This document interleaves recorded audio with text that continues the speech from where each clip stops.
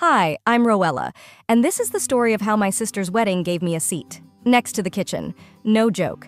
They handed me a folding chair like I was extra, like I didn't belong. But that wasn't the real betrayal. The real heartbreak came from years of quiet erasure, the kind that doesn't scream, but slices deep. Before we dive in, tell me, have you ever felt like the outsider in your own family? Drop a comment and let us know where you're listening from. This is family drama you don't want to miss. The envelope was glossy, weighty, and smelled faintly of roses. A thick cream card peeked out, lined with gold foil, embossed with intertwined initials, VD. The typography was elegant, scripted to perfection. The date was printed boldly, April 20th. The venue? A luxury estate just outside Charleston, South Carolina. The tone was clear, curated, camera-ready, and not meant to include me. But nowhere did it say Dear Roella. Not in the envelope, not on the card. No sticky note, no scribbled, "Can't wait to see you there," from Vivian. Just instructions, location, time, dress code, formal. I flipped the card over again. Nothing. Not even a text from my sister to say she hoped I could make it. I wasn't invited. I was informed. I held the invitation in my hand longer than I should have. My fingers ran over the embossed lettering, over every curve of their perfect monogram, and I realized they'd designed a wedding that didn't include me. It simply accounted for me. Like a chair rental, like the extra napkins. My sister Vivian had always loved symmetry, filters, and things that sparkled. We grew up under the same roof in Raleigh, but we were never the same. She was the golden child. Daddy's smile, mom's miniature. I was the planner, the fixer, the girl who got good grades and made sure the fridge was stocked. When she snuck out of the house to see her high school boyfriend, I covered for her. When she dropped out of her first year at USC, I handled the calls from admissions. And when she got her first heartbroken voicemail from Dahlia, yes, that Dahlia, I was the one who made popcorn and stayed up with her on the bathroom floor. She cried. I held her hair. She moved on. I stayed in her blind spot. The wedding? It wasn't a surprise. Vivian and Dahlia had been engaged for a year now. Dahlia's an online lifestyle influencer with followers who ask for skincare tips and how to host a brunch without breaking a sweat. Everything she touches looks sponsored. She refers to people as energies, not names. Last Christmas, she called my job, logistics coordinator for a nonprofit supply chain, adorably local. I stopped bringing it up after that. A few days after the invitation arrived, Mom called. "Have you RSVP'd yet?" "Thinking about it," I said, letting the sentence hang. "Well, everyone else already has. It would be nice if you showed support, Roella. This is her moment. Her moment. Like the rest of us were extras." "Did she want me there?" I asked, careful, even. She didn't say otherwise. Mom sounded distracted, clinking dishes or sorting mail. "Oh, and no need for a dress fitting. Vivian said you're not part of the bridal aesthetic. You're not in the official photos." Bridal aesthetic. Like I was a clashing sofa in an otherwise curated room. My chest felt tight, but I said nothing. Just nodded even though she couldn't see me. I ended the call politely, thanked her, then sat on my bed, invitation still in my lap. I could have said no, could have burned the invite, blocked Vivian, stayed home, ordered Thai, and called it self-care. But I didn't. I booked a hotel just outside Charleston. Quiet, simple. I chose a pale blue dress, elegant, tasteful, one I knew Dahlia wouldn't approve of. It wasn't on brand. I wrapped my gift in matte black paper, sleek, classic, a hand-blown glass tea set from a local artist. Nothing flashy, just thoughtful. I printed a small note inside. "May your mornings be soft and your evenings forgiving." I didn't pack hope. I didn't pack expectations. I packed presents, my own. Because this wasn't for them anymore, it was for me.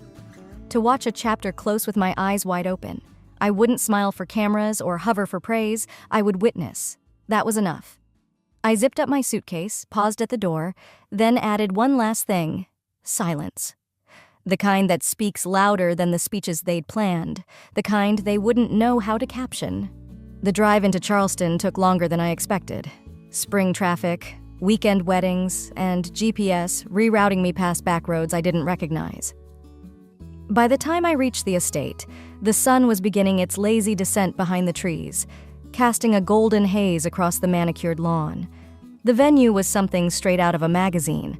White roses wrapped around oak trellises, string lights dangling like constellations above a lakeside ceremony space, and a valet line filled with luxury cars I couldn't afford to rent for a weekend, let alone own.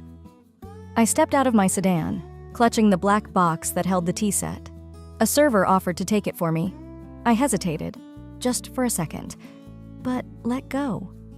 Watching him walk away with it felt like handing off a part of myself, a small offering to a celebration I hadn't really been asked to be part of. I followed the sign to guest check-in, a table lined with clipboards, soft white linen, and a woman in a headset who looked like she hadn't smiled since breakfast. She glanced at her list, then up at me. "Roella?" I nodded. "You're listed as a +1. A pause. "I'm her sister." Another pause, slightly longer. "Oh." She glanced back at the clipboard like it might rewrite itself. "Sorry, it says here, +1 seated in section F near the kitchen access. Should be just behind the hydrangea hedge. It's shaded." Shaded. Like that was a perk. I blinked, trying to process the words. The air felt thicker suddenly. "Kitchen access?" I repeated. "Logistics," she said with a shrug, like we were rearranging crates, not family. Before I could say anything else, I heard a voice behind me. "There she is!" Dahlia, in her pristine white gown, the train trailing behind her like a royal decree. Hair perfect, makeup flawless, voice pitched to charm and dismiss in the same breath. She gave me a tight-lipped smile, more posed than warm. "So glad you made it. I told the team you'd be here. Hope the seating's okay. We had to prioritize close friends and family. And you know how limited space gets when it's an intimate ceremony?" Intimate, with over 200 guests and 2 photographers? "It's not in the kitchen," she added quickly, as if reading my thoughts. "Just near it. Great view of the lake. You'll love it." Vivian appeared then, 5 steps behind, wearing a veil like a crown. She didn't say a word, didn't hug me, just gave me the same look she used to give strangers at boutiques who brushed past her. Dismissive, polished, silent. I swallowed whatever emotion was trying to rise and nodded. "Thanks, I'll find my seat." Walking through the venue felt like walking into someone else's life. Fairy lights twinkled. Guests sipped champagne from long-stemmed flutes. Laughter floated in curated bursts. Every step toward Section F was a descent into something colder. The seat was a folding chair, gray metal, no cushion, placed at the edge of a table already half filled with names I didn't recognize. On the table sat a tent card. Roella +1, Vivian's sister. Like I was someone's leftover guest. I sat. Across the lawn, I could see the sweetheart table adorned with crystal and gold. I saw my uncle, who hadn't spoken to our family in 6 years, laughing with Dahlia's cousin. A woman who once ghosted me after borrowing $400 had a seat closer to the aisle than I did. I scanned the tables for one face, Colette, but didn't find her. Not yet. I sat still. I didn't cry. I didn't get up. I watched. I watched Vivian kiss cheeks and smile like she was starring in a perfume ad. I watched Dahlia throw her head back in laughter with influencers I only recognized because of their blue check marks. I watched old classmates toast champagne and sway to a string quartet playing Lana Del Rey covers. No one noticed me. Not the caterers brushing past, not the guests, not even the photographer, who turned his lens elsewhere every time he came near. It wasn't an accident. They hadn't just given me the worst seat. They had made sure I didn't belong in the frame. I shifted on the folding chair, metal squeaking under my weight, the scent of garlic butter and steam wafting from the kitchen door nearby. The servers moved like ghosts, efficient, invisible, essential. I recognized that rhythm, that role, the one that supports, that holds up the show, but never gets thanked in the credits. I stayed seated, but I started thinking about all the times I had played the helper, the fixer, the family buffer, and I realized this wasn't the first time they'd placed me out of sight. It was just the first time they'd stopped pretending they weren't doing it. By the time we moved into the reception hall, the sky had dipped into lavender and gold. The air outside smelled of cut grass and spilled rose. Inside, The ballroom shimmered in candlelight and soft jazz, the walls washed in champagne tones, as if someone had set the entire evening through a Valencia filter. Guests moved from cocktail hour to their assigned tables, ushered in like extras onto a film set. I followed behind them, unnoticed. I wasn't rushing. There was nothing to rush toward. The seat by the kitchen still waited for me. Still a folding chair. Still too close to the swinging door where servers apologized with their shoulders as they slid past. I eased into it again, nodding to a man beside me whose name card said, Caleb +2 groom's boss. He smiled politely and looked away, already mid-conversation with someone 2 seats down. As glasses clinked and plates were cleared, a mic crackled to life. Vivian's voice rang out, crisp and bright. "We want to take a moment to thank everyone for being here tonight. It truly means the world to us." I waited, unsure why. Some small part of me thought maybe, just maybe, she'd say my name. A nod, a smile in my direction, anything. But then she handed the microphone to Colette. I froze. Colette stepped into the spotlight, poised and glowing in a satin navy dress that looked like it was made for the moment. Her hair swept up, her hand resting gently on the stem of a champagne glass. Her voice was calm, charming, practiced. "I've known Vivian for years," she began, "and what I admire most is her loyalty, her ability to show up for the people she loves. And Dahlia, well, her creativity is unmatched. The way she sees the world, how she captures beauty in the simplest things." I felt something pinch in my chest, slow and cold. I kept my expression neutral, but my stomach turned. Colette didn't even glance my way. She never mentioned me, not once. But the subtext was clear. Vivian shows up for who she loves, and that's not you. People clapped. The room swayed with warmth. I sat still, hollowed out. A part of me drifted, floating backward into memory. It was 4 years ago when I met Colette. A quiet Sunday, Vivian brought her to brunch. We hit it off immediately, 2 quiet minds drawn to each other without noise. We read together. We traveled once, just the 2 of us. And when it ended, it didn't really end. She just stopped responding, faded out. And one day I saw her tagged in a photo at Vivian's place, holding Vivian's dog, wearing Vivian's sweatshirt. She didn't choose a side, she became the side. The mic passed to more friends, cousins, a neighbor from childhood. Each spoke with love, anecdotes, jokes that required insider knowledge. I had none of it. I was background. I was the paperweight that held the family together, but never the ink. After the speeches, I got up, quietly. No one noticed. I walked over to the designated gift table. It was a small glass cart with mirrored panels, piled with luxury bags, designer tags, bows so perfectly tied they looked machine-made. I placed my package carefully on the far end, where it wouldn't crowd the glossier boxes. My gift, a Tiffany tea set, hand-selected weeks ago, understated, personal. I didn't linger. I didn't wait for someone to comment or ask who it was from. I walked back to my seat, smoothed the skirt of my dress, and watched dessert come and go. No one looked at me, not even once. A week later, I was back in Raleigh. A box arrived at my apartment building. No return label, but the handwriting on the sticker was familiar, overly looped, like someone trying to be elegant. I opened it. My tea set. My note still inside. But now there was another paper clipped to it. Recipient declined, no storage available. That was all it said. I sat on my floor, the box beside me, stunned but not surprised. They hadn't forgotten me. They'd edited me out on purpose. The apartment was quiet, just the soft hum of the fridge and the occasional gust of wind brushing against the windows. I sat curled up on the couch in an old hoodie, legs tucked under me, phone in hand. I hadn't planned to scroll through wedding posts. I'd told myself I was done with it. But curiosity isn't always a choice. Sometimes it's muscle memory. A cousin I barely speak to had tagged me in a photo. That's what started it. The caption read, "What a beautiful night. So much love and light. #VanD 2025. The post had one of those generic filters that turned skin porcelain and skies pastel. I clicked into the album, 127 photos, organized like a press release. Vivian laughing under a floral arch, Dahlia mid-twirl, guests clapping, floating candles on the lake, a ring close-up, a cocktail napkin that read, "Happily ever after starts here." I scrolled slowly, looking for something, anything that proved I'd been there. Nothing. No table shots of Section F. No glimpse of my folded chair, the swinging kitchen door, the steel trays gliding past me.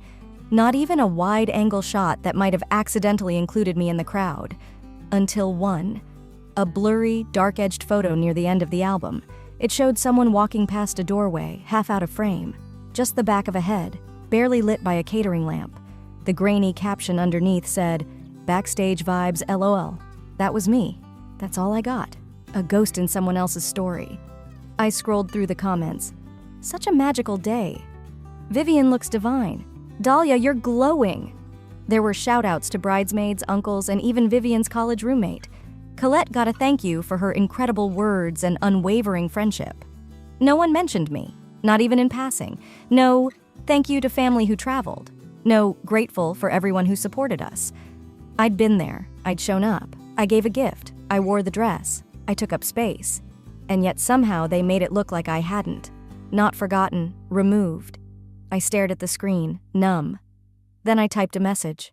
Roella, hey, I'm just curious. Was I left out of the wedding photos on purpose? I didn't think I'd get a response that night.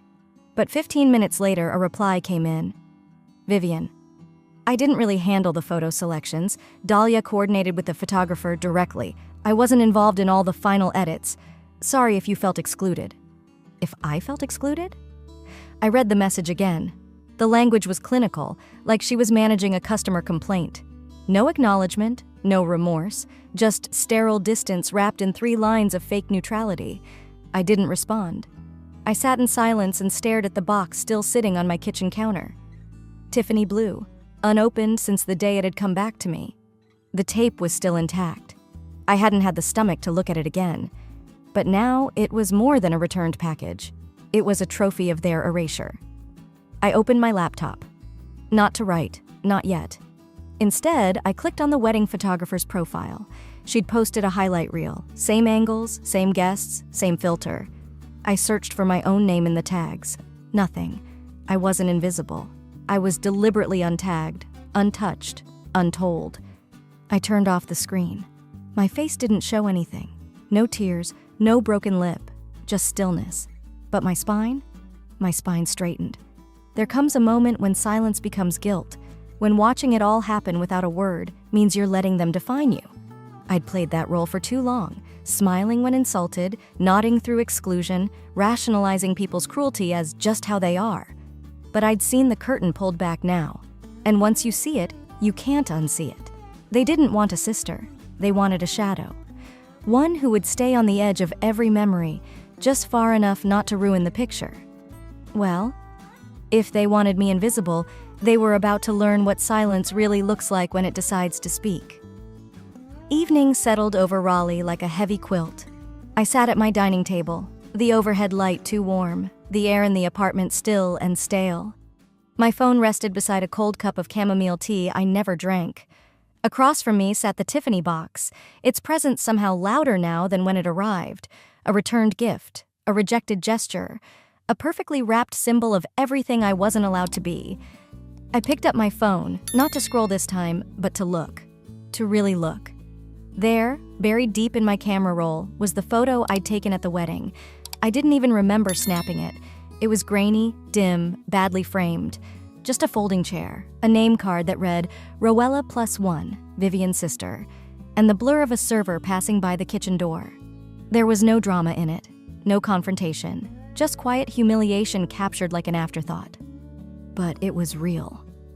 That photo said everything the speeches hadn't, everything the polished posts had edited out. It wasn't a protest, it was proof. I opened Instagram, then Facebook. I copied the photo into both. My fingers hovered over the keyboard, then moved with unexpected certainty. Caption: helped plan the wedding, secured the caterer, got seated beside the kitchen. Bride said I should understand, so I left quietly. I read it twice. No anger, no blame, just facts. I tapped post. The quiet afterward felt heavier than the moment before. I set my phone down, unsure whether to feel brave or foolish. I didn't expect much. Maybe a few friends would notice. Maybe someone would message a heart or a "you okay?" But that wasn't the point. This wasn't for attention. It was a record. An hour passed, then another, and then the ripple started. First, it was Dana, my old coworker from the nonprofit, who commented, "I always knew something was off that night. You deserve better." Then Sandra, a cousin I hadn't seen since our grandfather's funeral. This happened to me at my brother's wedding. Same folding chair, same silence. More likes, more comments. DMs from people I'd gone to high school with, from women I barely knew but apparently followed me for years. They weren't responding to me, they were responding to themselves in my story. I noticed. I just didn't know how to say something. "My sister did this to me. It still stings." You put it into words I never could.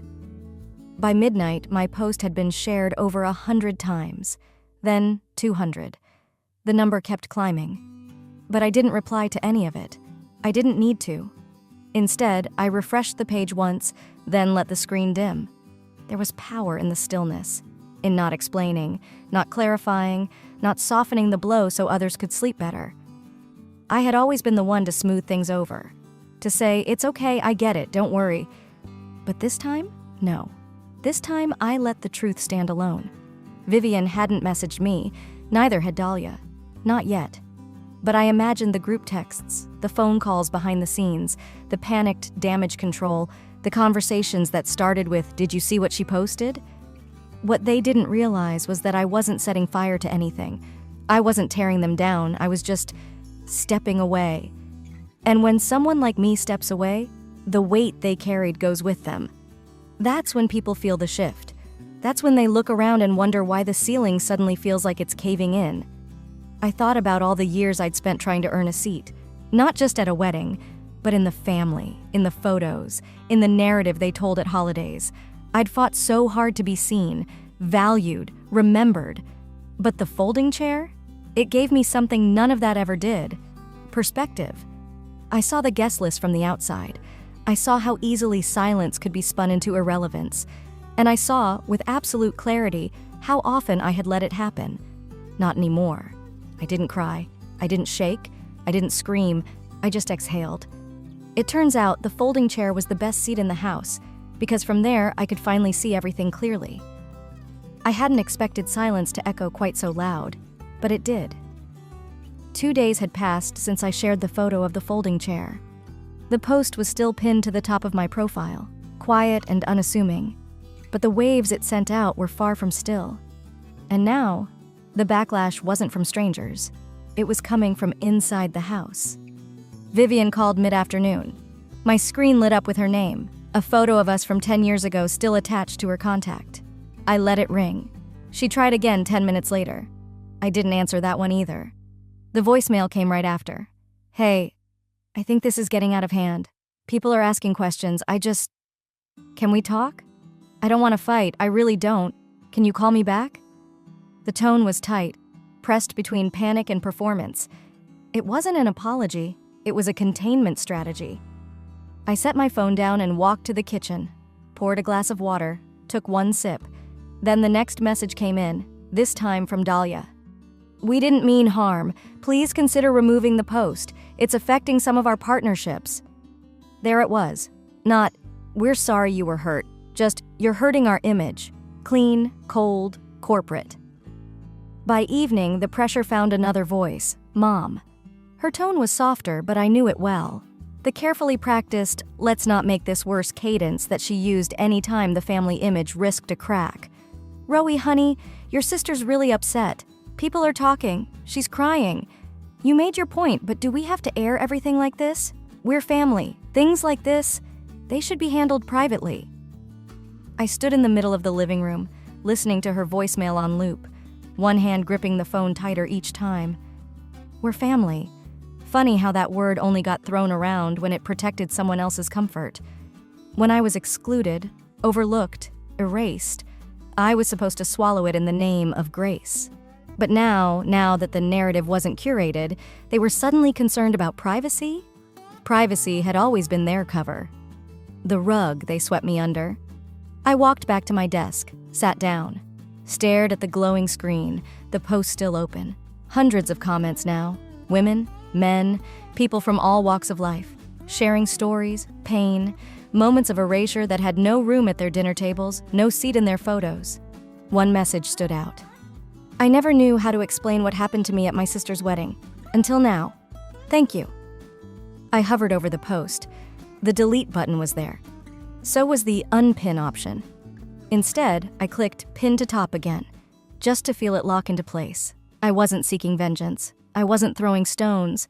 I was simply done pretending that silence was noble. I took a breath and messaged my mom back.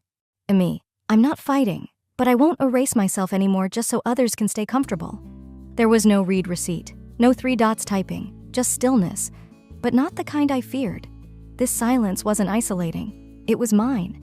It held space for the girl I used to be, the one who kept secrets to protect others, who smiled at family photos even when she was standing behind the camera, who bit her tongue every time someone said, "You're being too sensitive." That girl was gone now. The quiet wasn't weakness, it was strength finally refusing to kneel. Silence used to protect them. Now it protected me. The night after I pinned the post again, I stayed off my phone. No scrolling, no checking comments. I made tea, played a jazz playlist I hadn't touched in years, and folded laundry like my world wasn't unraveling online. But by morning, my inbox had other ideas. A screenshot from my friend Adira arrived first. It was a tweet, sharp, viral, and unmistakable. Don't let wedding aesthetics make you cruel. Folding chairs and family wounds don't mix. Underneath, someone had tagged the lifestyle brand Dahlia partnered with. The comments were brutal. Is this the same Dahlia who preaches authentic living while silencing her fiancé's sister? This brand supports exclusion now?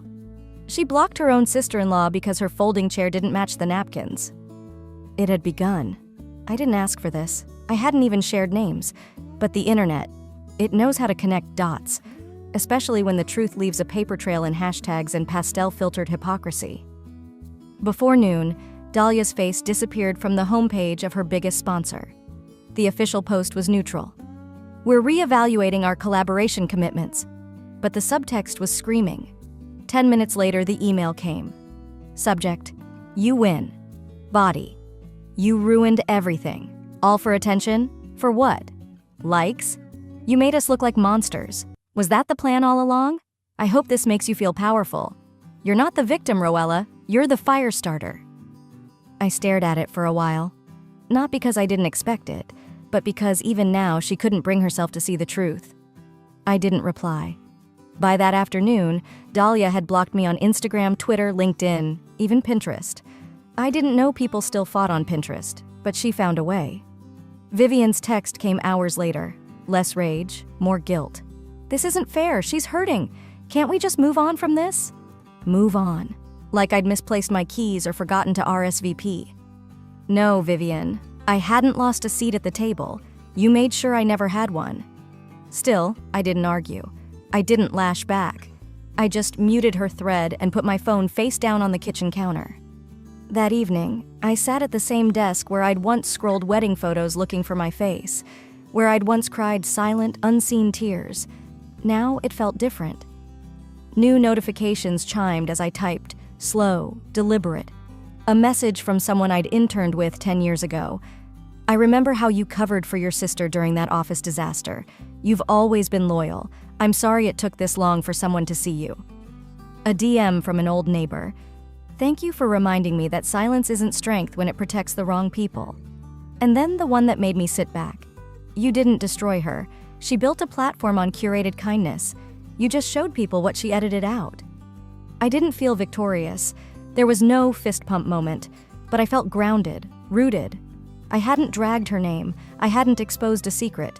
All I did was tell the truth, quietly, fully, and finally without apology. I let the noise swirl online, let Dahlia's world tremble under the weight of its own polish. And I didn't answer the next dozen texts or tags or mentions, because the irony was, Dahlia had blocked me. But I'd already left. She blocked me. But I wasn't looking for connection.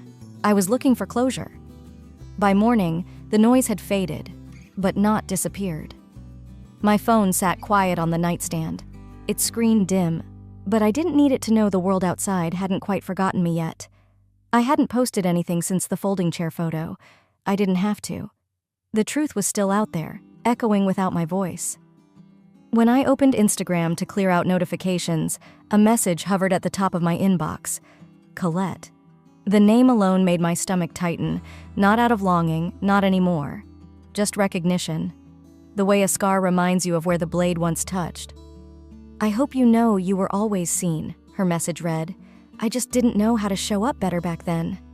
I stared at it longer than I wanted to admit. It wasn't an apology. It wasn't accountability. It was something between explanation and evasion. A kindness salted enough to sting. I didn't answer. Not out of spite, but out of clarity. The past had spoken. I didn't need to keep it on the line. I archived the message and got up, made coffee, fed the cat. When I returned to my laptop, another email had slid into my inbox, this one from the journalist who'd reached out a few days after the post went viral. "Hey, Rowella," it began. "We ran the pitch up the chain, but editorial feels the angle is a bit too sensitive right now. We'd love to revisit later. Best, Emily." I didn't feel disappointment. Not really. It was the kind of silence I'd come to expect from places that like their stories with sharp edges dulled and their family drama tied up with a bow. This one didn't fit the script. It never had. I read the email again, closed the tab, archived that too. The quiet in my apartment wasn't hollow anymore. It was mine. By early afternoon, I finally opened the blank document I'd left untouched since TEDx confirmed my spot. For the first time in weeks, my fingers moved without hesitation. "Not every seat at the table is offered," I typed. "Some you claim, some you build yourself." It wasn't just a sentence, it was scaffolding. I poured another cup of coffee and kept writing. I didn't check my phone again that day. I didn't need to. The silence didn't hurt anymore. It felt earned. And when evening fell, I sat by the window with a pen in hand, letting my thoughts drift not to the wedding or the folding chair or the ones who'd chosen to forget me, but to the ones who hadn't. The ones who'd whispered, "I saw what they did." The ones who stayed quiet not because they didn't care, but because they'd been taught silence was survival. Now, I was teaching them something else. That silence could be sacred, but it could also be a choice. I wasn't here to echo anymore. I was here to build. I stood at my front door, keys still in hand, eyes fixed on the cream-colored envelope nestled between coupons and credit card offers. It wasn't addressed in handwriting I recognized, and there was no return name, just my name, neatly printed in block letters. Inside was a single sheet of heavy paper. No embellishments, no flowery borders, just words. "I let your sister call the shots because I didn't want conflict. I realize now I silenced you too, in my own way. I'm sorry. Dad." I reread it twice. There were no justifications, no attempts to soften the truth. For once, there was no redirecting blame, no, "you misunderstood." Just an acknowledgement. Late, but clean. I left the envelope on the counter and sat on the arm of the couch, letting the stillness fill in what he hadn't said. It wasn't redemption. It wasn't reconciliation. But it was something. Like a door I no longer wanted to walk through finally swinging shut behind me. 2 days later, the TEDx mic felt lighter than I'd imagined. The stage was set with a red carpet, a curved backdrop, and rows of folding chairs, ironically. I stepped forward, breath even, hands steady. "I was seated by the kitchen," I began, "because that's where they thought I belonged." A few murmurs in the crowd. A few heads nodded. I continued, steady but not cold. And for a long time, I accepted that. I told myself that keeping peace meant sitting wherever I was told. I confused being quiet with being kind. But I've learned that some peace isn't peace. It's silence purchased with erasure. I paused. Sometimes we're seated by the kitchen because that's where they want us. But the view from there, it teaches you everything about what needs to change. No applause yet, just a weighty silence. Respectful, processing. I spoke for 11 more minutes about invisible labor, family loyalty that only travels one way, the ache of knowing your name is known, but not spoken aloud in the rooms that matter. When I finally stepped off the stage, I didn't feel triumphant. I felt anchored, as if something inside me had clicked into place. A woman in her 40s clasped my hand backstage. "I've been that sister." Another, "That seat? I know that seat." I didn't smile for their sake. I smiled because I didn't need their approval to know I belonged to myself now. That night, back in my apartment, I unpacked the last box I had avoided, the one with the unopened tea set. It still had the silver ribbon tied from the day I'd bought it. I placed it on my bookshelf, not as a shrine to pain, but as a milestone, proof that I had shown up, even when unwelcome. My phone buzzed. Vivian. Again. Another message. I didn't open it. Some doors don't slam shut. Some just drift closed over time, gently, until one day you realize you no longer care what's on the other side. I stood there for a moment, hand over the bookshelf, and let the quiet of my home settle around me like a hug I no longer had to earn. Forgiveness isn't always loud. Sometimes it's the quiet refusal to let the same hurt echo twice. Let me know if you'd like to move forward with the next prompt or need a final reflection conclusion for the story. Sometimes, family drama doesn't explode. It erodes, quietly, slowly, until one day, you look around and realize you've been edited out of your own story. But healing begins when you stop asking for a seat and start building your own table. Have you ever felt like the invisible one in your family? Drop your thoughts in the comments. We're listening. And if this story moved you, subscribe for more real emotional journeys that hit close to home.